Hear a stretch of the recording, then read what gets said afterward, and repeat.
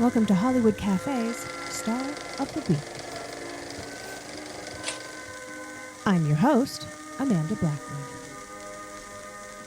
He was an American actor best known for his role as Jack Tripper on the sitcom Three's Company. But did you know he was also the son of a famous cowboy by the name of Tex?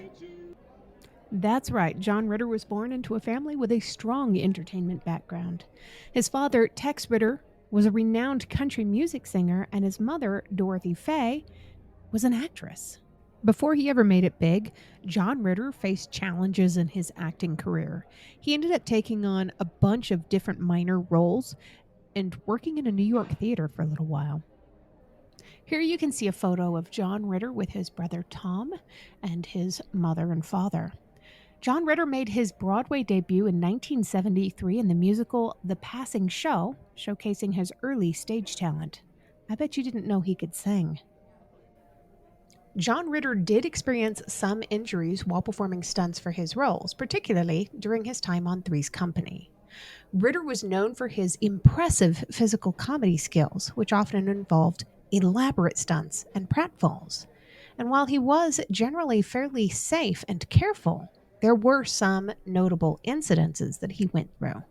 There was a back injury during the production of Three's Company that he suffered.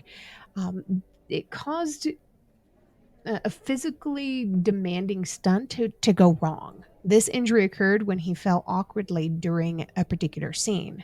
During the pain, Ritter continued to work and often performed his own stunts with remarkable dedication in spite of everything he was feeling. He also experienced minor accidents and injuries related to his physical comedy routines.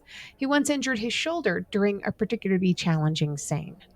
The cumulative effects of performing numerous stunts and pratfalls led to some long-term physical issues for John Ritter. In the late 1980s, he underwent surgery to address ongoing problems, which were partially a result of his physical comedy work. He received his first Primetime Emmy Award in 1984. He won the award for his outstanding lead actor in a comedy series for his role as Jack Tripper on Three's Company. This award was significant in recognition of his talent and contribution to television and comedy. He was also known to be somewhat uncomfortable with the level of fame that he had achieved, and despite his significant success and popularity, he preferred to maintain a more private and low-key lifestyle.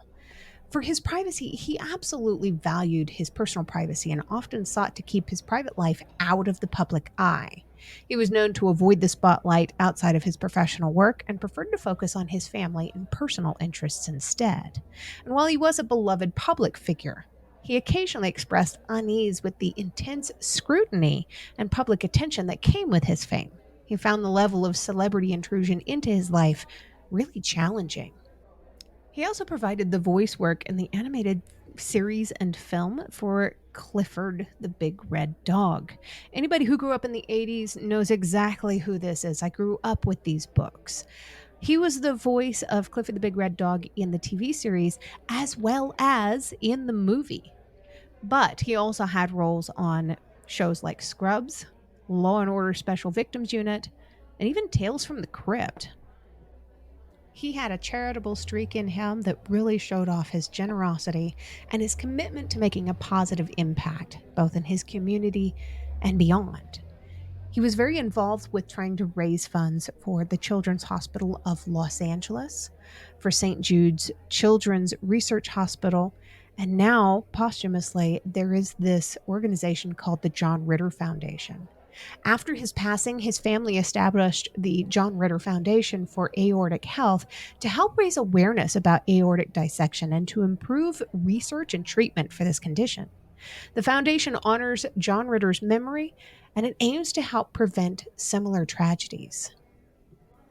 Earlier, I touched on the fact that he made his Broadway debut in the early 1970s with The Passing Show. It was a musical revue that really did showcase his early onstage talent.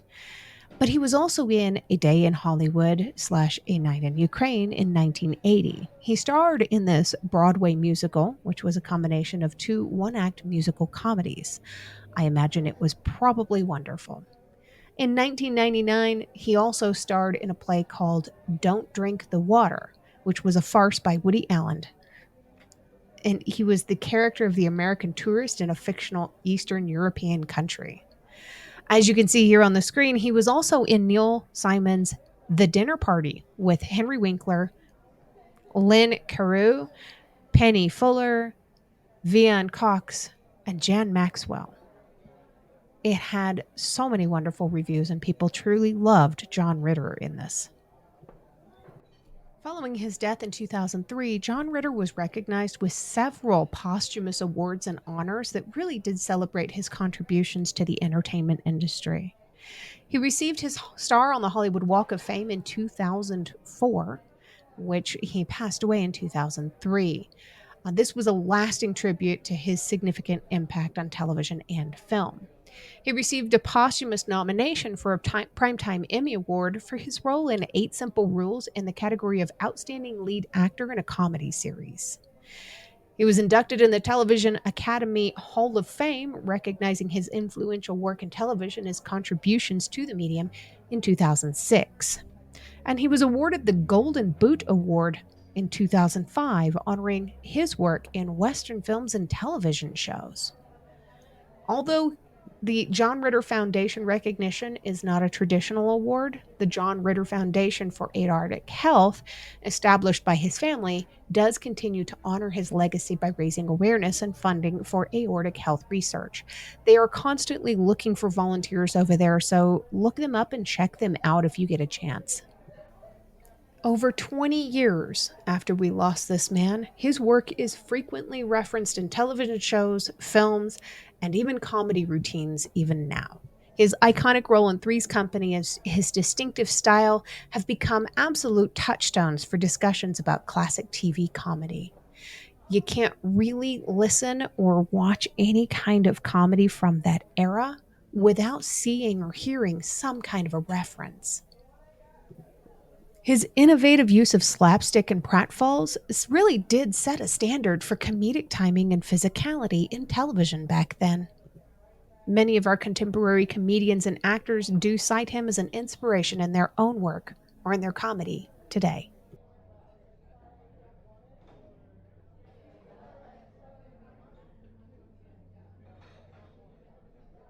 Do you have a favorite actor or actress you'd like to see me doing one of these videos on?